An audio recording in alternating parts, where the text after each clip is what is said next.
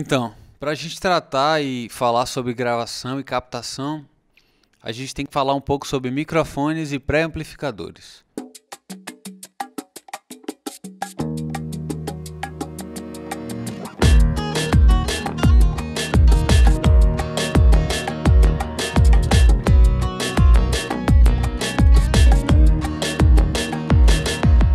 Os microfones são dispositivos que eles são transdutores. O que é que isso significa? Significa que eles são dispositivos que captam a onda mecânica, a onda sonora, e transformam essa onda num sinal elétrico. Então, o microfone é um dispositivo que tem uma estrutura, que tem uma cápsula. Nessa cápsula a gente tem uma membrana, que é feita de um plástico muito fino, especial. E à medida que a membrana encontra a onda sonora, ela vibra por simpatia. E como essa membrana está acoplada a um ímã e a uma bobina, ela é capaz de fazer essa tradução, né? Ela transforma esse sinal da onda num sinal elétrico. Bem, a partir daí, quando o sinal é captado pelo microfone e ele é transmitido através do cabo até chegar numa interface de áudio, num sistema de gravação, esse sinal é perdido ao longo do caminho e ele chega com um volume muito baixo, assim, né? Então o que é que acontece? A gente precisa usar dispositivos como pré-amplificadores, porque como o nome já implica e já explica, os pré-amplificadores eles vão pré-amplificar o sinal para que ele chegue e seja captado para a gente com um volume mais aceitável, né? Ele não chega com um volume muito baixinho. Então os pré-amplificadores são indispensáveis na gravação. Eles não podem ser simulados, né, com plugins e coisas e tal. Então a gente precisa dessa estrutura física mesmo, analógica.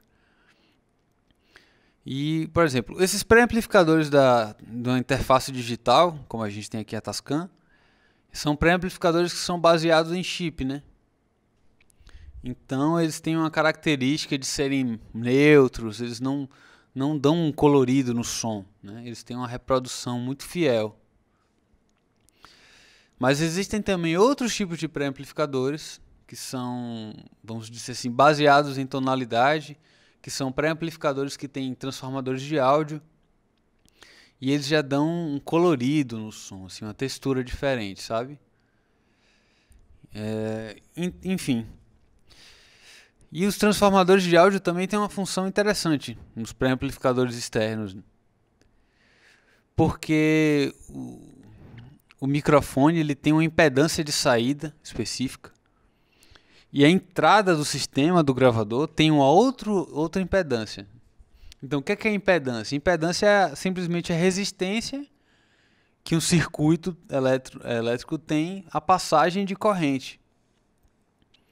Então, um transformador de áudio ele vai fazer o quê? Ele vai adequar as impedâncias para que você tenha um melhor resultado, né, na sua captura, assim. Geralmente, esses pré-amplificadores externos eles têm mais ganho também. Eles te oferecem mais ganho de decibéis. Então, na prática, você consegue gravar o som em volumes mais altos. Mas isso não implica dizer que eles sejam melhores ou piores que os pré-amplificadores da interface de áudio. Eles são simplesmente diferentes, né? Eles têm um tempero a mais, assim. Os pré-amplificadores que você encontra nas interfaces de áudio, ou então nas mesas de som, eles são satisfatórios, eles são bons o suficiente para você usar.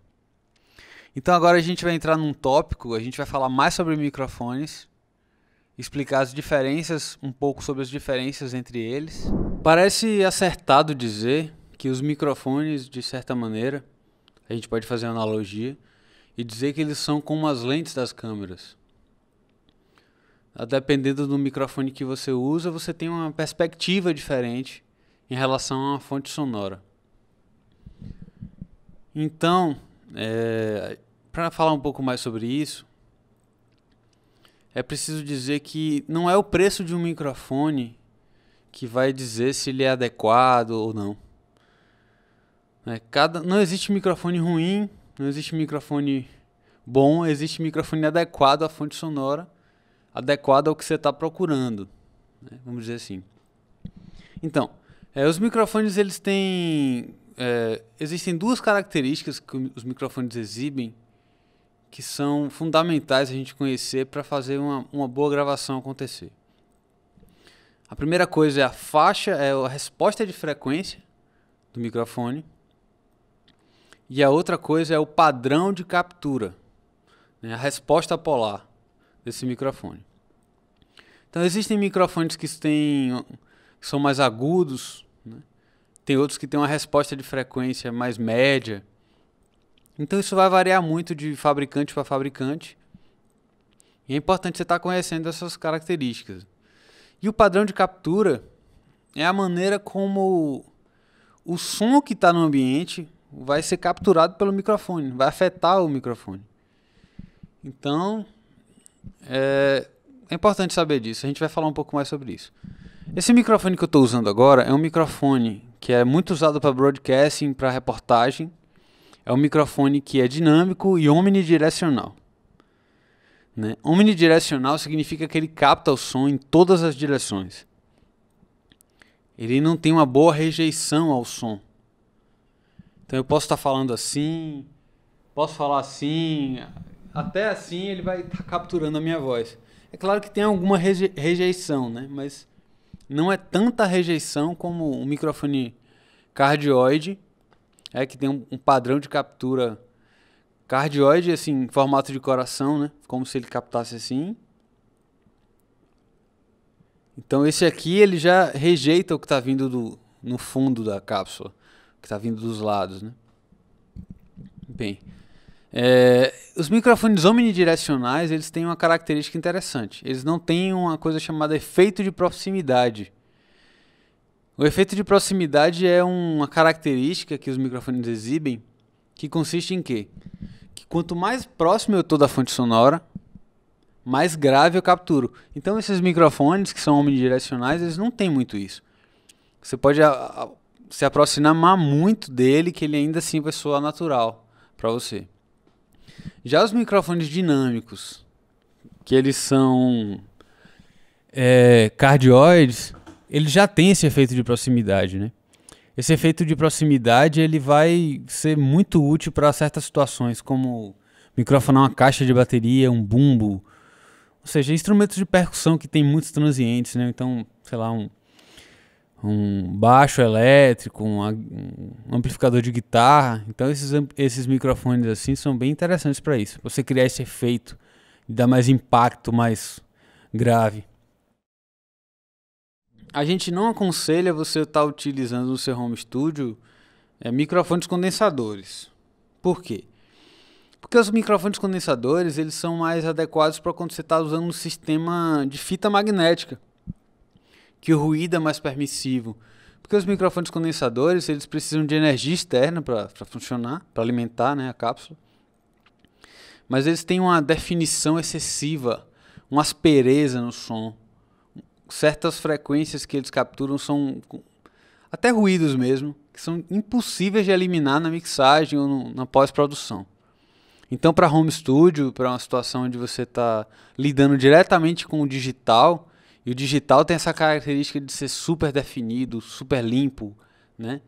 É melhor você estar lidando com microfones dinâmicos ou microfones de fita. Já os microfones de fita, eles são os primeiros tipos de microfone a serem inventados, né?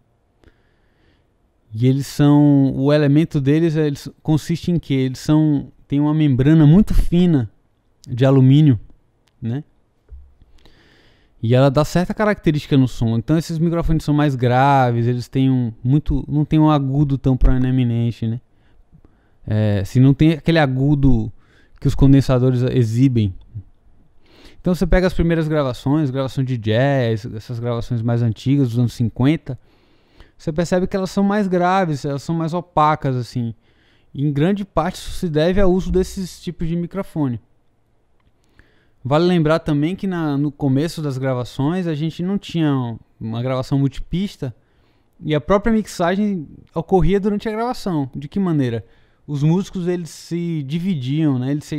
A própria distribuição espacial dos músicos numa sala cria essa mixagem, né? Então o microfone de fita ele tem um padrão de captura que é chamado de figura 8, porque ele capta tudo que está vindo da frente e no fundo do microfone e ele rejeita o som que está chegando dos lados. Isso é muito interessante para você criar efeitos numa gravação. Para finalizar um pouco esse tópico sobre microfones, para finalizar o tópico, melhor dizendo, a gente pode falar o quê? Que a regra de ouro é você capturar, usar os ouvidos e não buscar corrigir as deficiências do som, mas buscar reposicionar os microfones até que você encontre um som que te agrade, entende? A ideia é gravar como se não houvesse mixagem, como se não houvesse pós-processamento. Porque se você já capta desde o início um som que agrada, que é rico em detalhe, que você não precisa equalizar. A equalização é uma medida que é corretiva. É claro que existe também o uso criativo da equalização dessa ferramenta. Mas os equalizadores eles tendem a introduzir problemas de fase no áudio. E o ideal é que você capte já da melhor maneira possível, como se já fosse aquilo, sabe? Como se não houvesse uma segunda chance de reparar erros e problemas que possam ocorrer. Bem, para configurar sua interface de áudio e começar a gravar no computador, você precisa conectar primeiro a interface ao computador através de um cabo USB, geralmente. E dentro do programa a gente vai procurar um recurso chamado pista, criar nova faixa de áudio. E depois a gente seleciona isso e ele vai abrir mais um canal aqui pra gente. Nesse canal a gente tem que procurar uma opção aqui que ele me fala sobre os inputs, que são as entradas, né? No caso da minha interface tem 16 canais disponíveis, então eu estou utilizando o número 1 para falar com vocês aqui.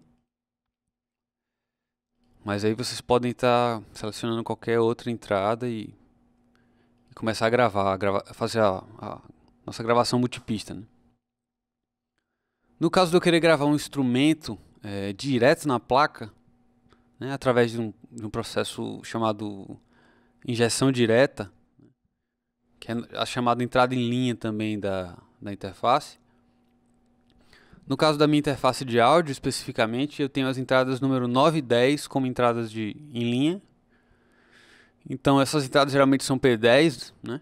As entradas XLR são para microfone e elas envolvem você está utilizando também um pré-amplificador. E uma coisa importante é você configurar a entrada, o nível de ganho do pré-amplificador, para que você não tenha clipagem, né, quando você está trabalhando.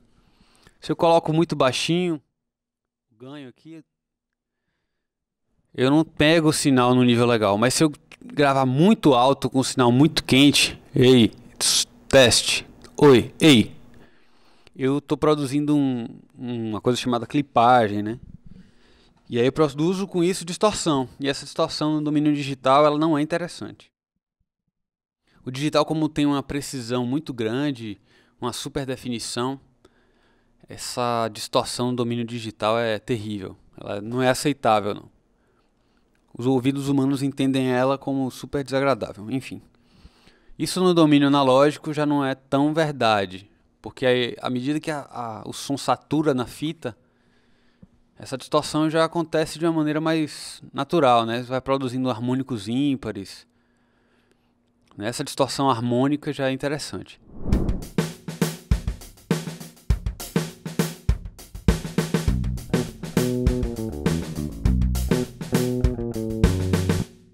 Então, pessoal, agora eu vou demonstrar para vocês como a gente pode criar uma seleção de loops dentro do programa, né? Dentro do Logic.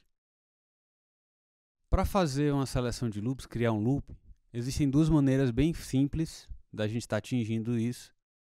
A primeira maneira é simplesmente copiar e colar, né, esses bloquinhos de informação aqui. Você aperta o botão esquerdo, aparece a opção para copiar, a gente copia. Depois seleciona na grade aqui quando deve começar o loop de novo, né? Então a gente aperta de novo o botão direito, melhor dizendo, não esquerdo, e cola, e seleciona para colar. Outra maneira de fazer essa seleção de loops, criar um loop, é você simplesmente colocar o cursor sobre o arquivo, né? No final do arquivo. Então a gente aperta o botão esquerdo, segura e arrasta para o lado. Embaixo ele está dizendo aqui a quantidade de repetições, né? Depois a gente solta e está feito. Esse aqui foi uma bateria que eu criei no MIDI, né? Para servir de exemplo para a gente. E esse aqui é um baixo em linha que eu gravei.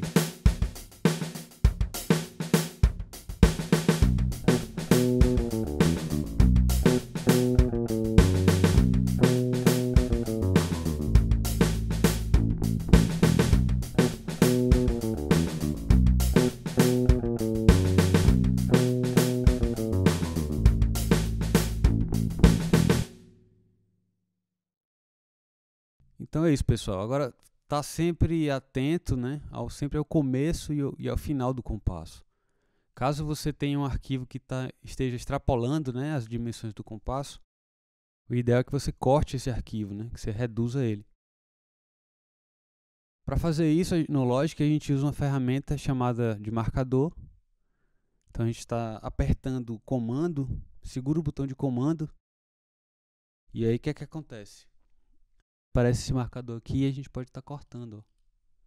Você aperta com o botão esquerdo em cima e ele recorta. E aí fica mais fácil de apagar trechos, né? Então é isso aí, galera.